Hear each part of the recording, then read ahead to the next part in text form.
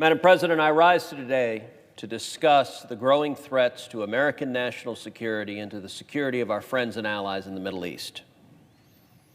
Under President Obama and Vice President Biden, the policies put in place were a catastrophe for our allies in the Middle East and a boon to our enemies. They boosted the Muslim Brotherhood and criticized Arab governments that tried to crack down on religious extremists. They gave Palestinian groups tied to terrorism a veto over peace between our Israeli and Arab allies, and they elevated those groups. They pushed the catastrophic Obama-Iran nuclear deal, which dismantled pressure on Iran and put the Ayatollah on a path towards a nuclear arsenal, while sending pallets of cash in the dead of night as ransom for hostages. Of course, the Obama-Biden administration didn't tell the American people and didn't tell Congress what they were doing. Instead, they deliberately hid that information. They lied as long as they could about their policies. And they developed and built an echo chamber designed to drown out their critics. I rise today, Madam President, because history is repeating itself, because I am deeply worried that President Biden and the Biden-Harris administration are returning to the very worst policies and the very worst tactics of the Obama years, and that the consequences are going to be far worse. Once again, the Biden-Harris administration is boosting the Muslim Brotherhood and other religious extremist groups in the Middle East. They're elevating the Palestinians at the expense of our Israeli and Arab allies, and they're dismantling pressure on Iran. And once again, they are hiding those details from Congress. They do not want Congress to know, and they do not want the American people to know.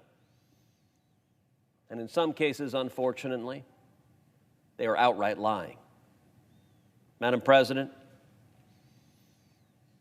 I know that President Biden and his administration is refusing to answer, even lying about their Middle East policies, because I asked them. I asked them as part of questioning Barbara Leaf, the President's nominee to be the Assistant Secretary of State for Near East Affairs. Over the next several minutes, I'll discuss the answers I got back. Ms. Leaf has been and will continue to be at the center of the Biden-Harris administration's Middle East policy. She was responsible for Middle East policy from the very beginning of this administration as the Senior Director for Middle East and North African Affairs at the National Security Council. In her new position to which she's been nominated, she would be America's most senior diplomat for the Middle East. I asked Ms. Leaf written questions about Biden administration policies in multiple areas of Middle East policy as part of her testimony in front of the Senate Foreign Relations Committee. Her answers ranged from deliberately non-responsive to simply false, and throughout, thoroughly, deeply distressing. For example, right now today, the Biden-Harris administration is withholding $130 million of assistance for security and counterterrorism from our Egyptian allies, allegedly on human rights concerns. What we don't know is exactly why they're doing it and exactly what the Biden-Harris administration is asking for. Under the Obama administration, the United States repeatedly, inexplicably boosted the Muslim Brotherhood, which openly advocated terrorism against the United States. Those extremists were boosted at the expense of moderate Arab allies, and they consistently misled the public about their goals. Here, the only reason the American public found out in the first place about this $130 million is because the Washington Post revealed it. The Biden-Harris administration didn't explain to the American people what they were doing. It was only the reporting of journalists that revealed it, and we still don't know enough. We don't know the details. The Post reported that the administration is withholding the aid until Egypt addresses certain human rights concerns. We don't know what they are.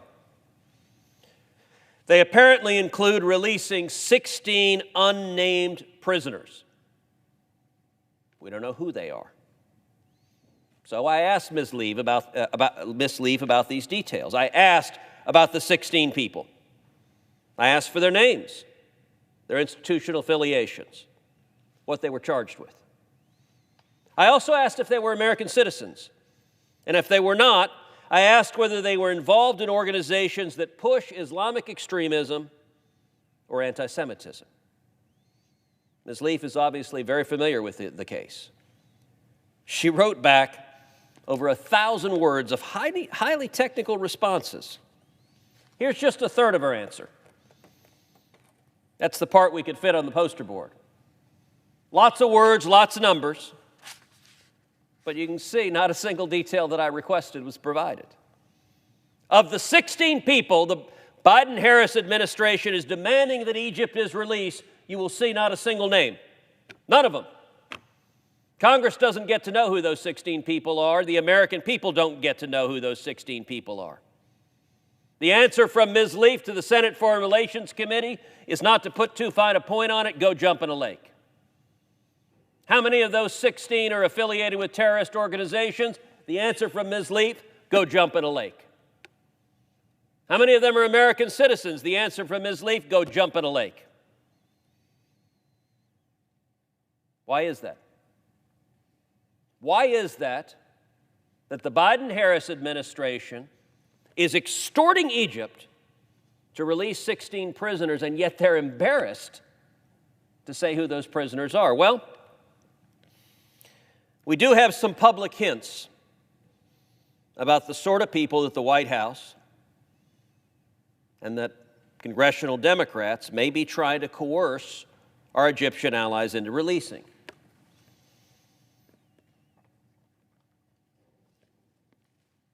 Buried inside a very recent Senate appropriations report, there is an instruction that seems very much like what we're seeing with these secret conditions. It came presumably from Senate Democrats, although we don't know who. No Senate Democrat has stood forward to own this language, but there is a Senate Democrat who authored this language. It says, in making the certification required by subsection A3A, the Secretary of State shall consider the cases of Ola Al-Qaradawi, Hossam Khalaf, Salah Sultan, Abdul Rahman Tariq, and Mohammed El-Bakr. The committee urges that humane treatment and fair trials be afforded these and other prisoners in Egypt. So apparently, for some mysterious unnamed Senate Democrat who's unwilling to put his or her name to it, these names are people the United States should champion.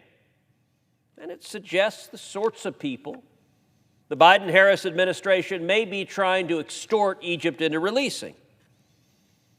Who are they? Well, let's start with Salah Sultan. Who is Salah Sultan? He is a Muslim Brotherhood propagandist. He's a hate preacher. He is someone who goes on TV over and over again and preaches the most vicious sorts of libels against Jews. Why are Senate Democrats trying to release vicious anti-Semites?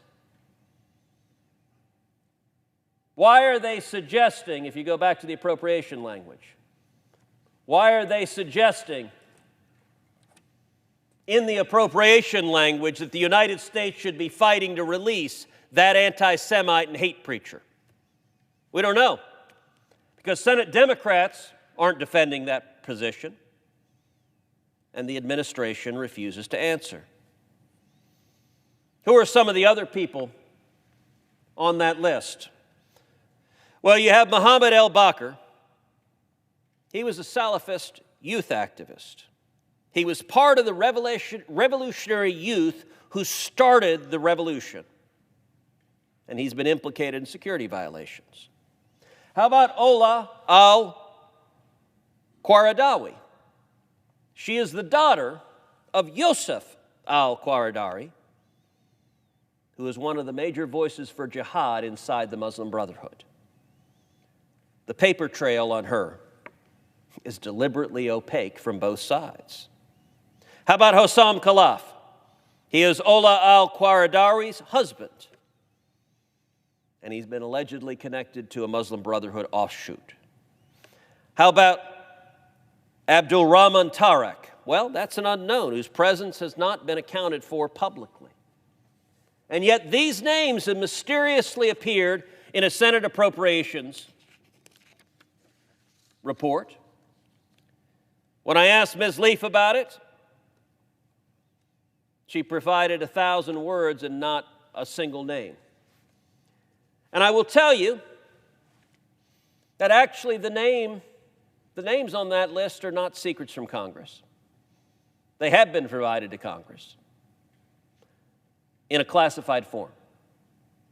So, Madam President, you and I can go into a secure SCIF, and we can read it in the SCIF. We can read the names. You know what we're not allowed to do? Tell anyone what the names are.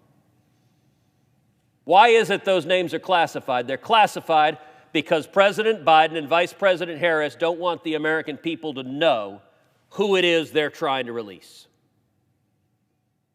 There's no reasonable justification for those names to be classified. They are extorting our friend and ally Egypt to get 16 people released from jail, and they refuse to tell us who. The American people have a right to know if the Biden administration is trying to pressure our allies to release Muslim Brotherhood extremists, if the Biden-Harris administration is trying to get our allies to release anti-Semites, and if they are, to hear a justification for why. But Ms. Leaf instead simply defies the Senate and refuses to answer.